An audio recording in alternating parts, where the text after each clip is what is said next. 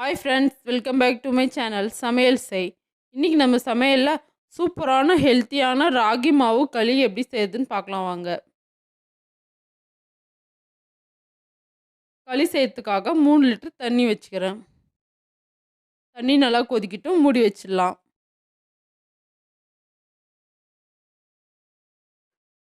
இந்த அளவுக்கு தண்ணி நல்லா கொதிச்சு வரணும். இப்போ நொய் சேர்த்துக்கலாம். நான் ரேஷன் புழுங்கல் அரிசியை மிஷினில் கொடுத்து 1-2 உடச்சி வாங்கி வச்சுக்கிறேன். நாங்கள் அடிக்கடி களி சேர்த்தனால இந்த மாதிரி நாங்கள் உடச்சி வச்சுக்குவோம். அதை 1 கப் எடுத்து தண்ணியில் கழுவி 2 மணி நேரம் ஊற வச்சு வச்சுக்கிறேன். அதை சேர்த்துக்கிறேன். இந்த அரிசி இல்லைன்னா நம்ம சாதாரண அரிசியை மிக்சியில் போட்டு 1-2 பொடி பண்ணி வச்சுக்கணும். அதை சேர்த்து கூட செய்யலாம். சாதத்தை சேர்த்து கூட செய்யலாம். களி ரொம்ப நல்லாயிருக்கும். தேவையான அளவுக்கு உப்பு சேர்த்துக்கிறேன். 1½ டேபிள் ஸ்பூன் உப்பு சேர்த்துட்டு மிக்ஸ் பண்ணிக்கலாம். இப்போ மூடி வச்சு லேசான கொதி வர வரைக்கும் வேக விடலாம்.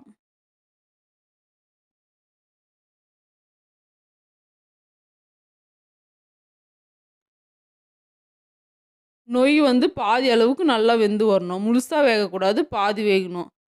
ஒரு வாட்டி மிக்ஸ் பண்ணிக்கலாம். பாருங்க, இந்த அளவுக்கு நல்லா வெந்ததும் நம்ம ராகி மாவு சேர்த்துக்கலாம். 1 கப் அரிசிக்கு 3 கப் தண்ணி வச்சுக்கணும். அதே கப்பில் 2 கப்பு மாவு சேர்த்துக்கலாம்.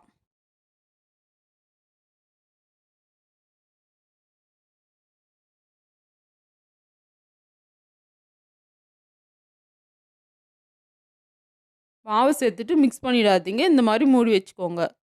மூடி வச்சு மாவு நல்லா வேகணும். கேஸ் கம்மியாக வச்சுருங்க. மாவு நல்லா வெந்து நல்லா திக்காயிடும்.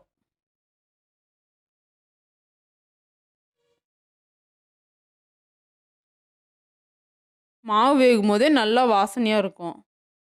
பாருங்கள், இந்த அளவுக்கு நல்லா வெந்ததும் களி கிண்டுற கோலை வச்சு நல்லா கிண்டிக்கலாம். கேஸ் ஆஃப் பண்ணிடாதீங்க. கேஸ் கம்மியாக வச்சு இந்த மாதிரி நல்லா கலருங்க.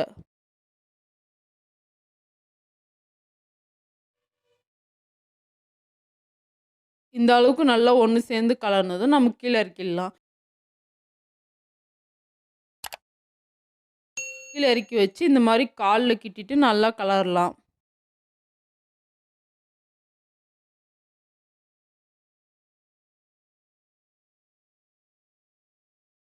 மாவு கட்டி இல்லாமல் நல்லா கலருங்க. இது கலரத்தில் தான் டேஸ்ட் இருக்கும். நல்லா மிக்ஸ் பண்ணி நல்லா கலருங்க.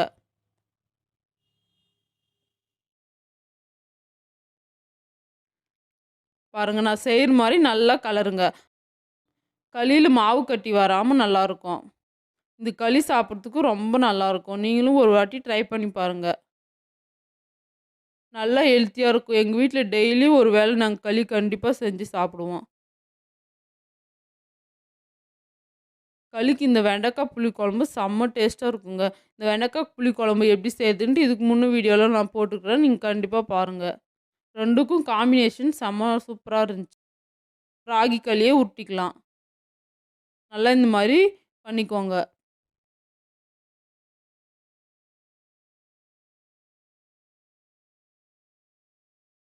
களி இந்த மாதிரி பண்ணிவிட்டு இது பேர் மரத்தட்டு.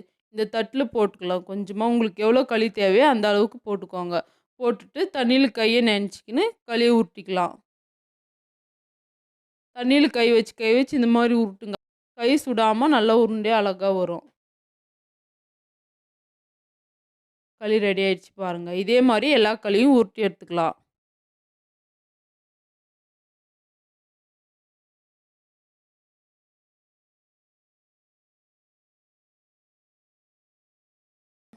இந்த மாதிரி மரத்தட்டு இல்லைன்னா கிண்ணத்தில் போட்டு கூட உருட்டிக்குவாங்க. அப்போ கூட உருண்டை நல்லா வரும். பாருங்கள், எல்லா களியும் உருட்டியாச்சு. இந்த களி ரொம்ப ரொம்ப நல்லது உடலுக்கு. நீங்கள் கண்டிப்பாக சாப்பிடுங்க. ரொம்ப ஆரோக்கியமாக இருக்கலாம் களி சாப்பிடும்போது.